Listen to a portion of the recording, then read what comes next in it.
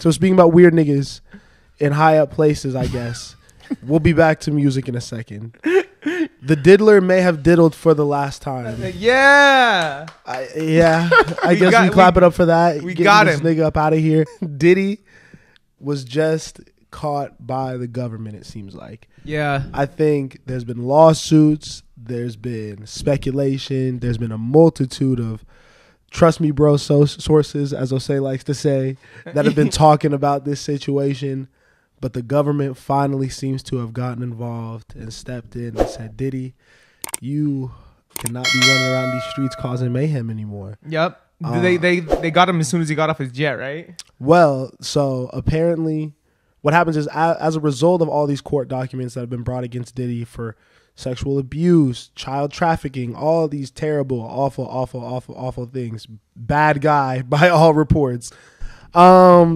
Yeah, he's trying to flee the country basically and go to a place with no extradition. I might be saying that right, but basically a place where he can't get arrested. He's trying to go hang out with Russell Simmons. Yeah, and basically do the same thing that nasty man did. Go to the place where all nasty men stay. Yeah. And they're retreating Bali. And they caught him. Yeah. He had to ground his plane and then came back to Florida after.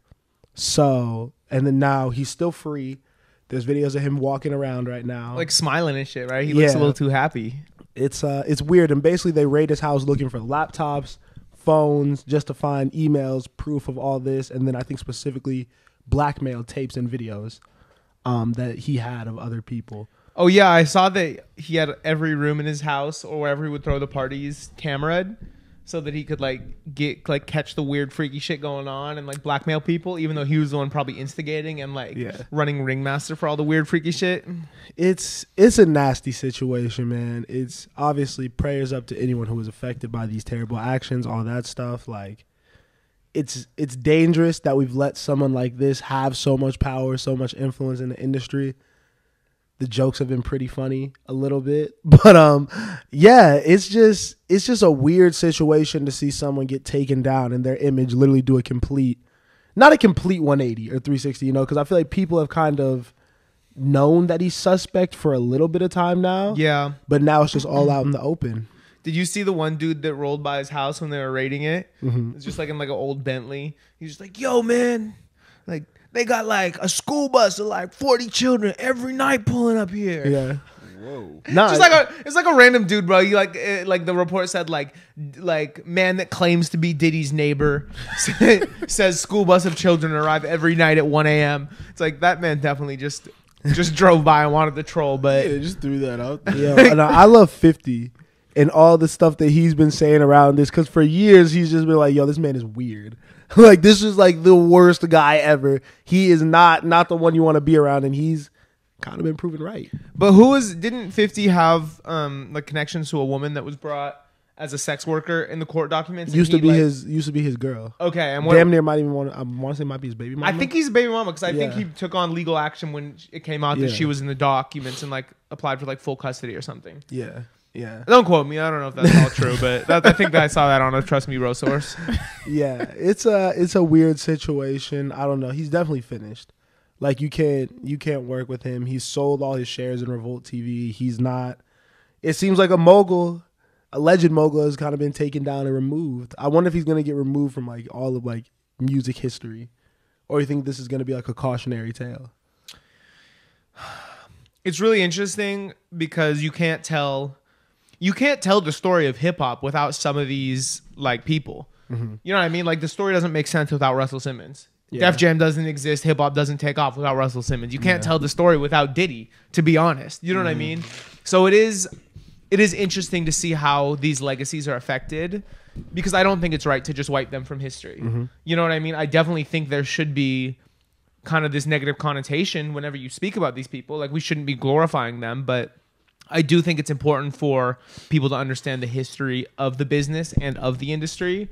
So I do think it's important that these people, you know, are read about still. I mean, why can't both be read about side by side? You know what I'm saying? Like, I feel like there's probably so many instances and so many more stories that we haven't heard about, like, you know what I'm saying? People like Diddy that have you know, while they're like achieving all these things and becoming CEOs and signing artists, like there's always like a negative side to it or like a darker side to it. I think these things should just be told side by side. You're right. That's what's important. Whenever you speak about these stories, tell the stories, but make sure to not omit like the terrible things that happened. Exactly. Yeah. Yeah, I think that it's important that this is out because I think it really lets young artists know, young entertainers know that everything that you think is going on and this is not roses. Yeah. All money is not good money. You don't want to be taking pictures with everyone. You don't want to be doing the handshakes and taking bread from everyone. You really have to be specific about the company that you keep because that's your name. And all you have at the end of the day is your name, your reputation, and if you're known as an associate of this type of person, that's going to fuck some shit up for you. Yeah, I think that's a big takeaway, and I think that's probably a positive. Yeah. You know what I mean? People, definitely. you know, people need to be careful who they hang out around. I think the Cat Williams shit is true. Like all year, you know, the facades are getting cleared up. Everything that we thought was operating in a clean way or like maybe is good is not as it seems. Yeah. And I think that's important, you know what I mean? Because none of this shit is as perfect or fun as we even thought it was when we got involved in it, you know? Yeah. Working on the back end. And so I think we really get to see a lot of the bullshit. The pillars are falling. Yeah. Something big is already started and is shifting and changing. I'm interested in how it affects everything kind of below it. You know what I mean? Like when the foundation that all this is built on is more shaky than you thought, it does make you kind of nervous for how things are gonna be affected at the consumer level, you know? Yeah. How is this type of stuff gonna affect the music?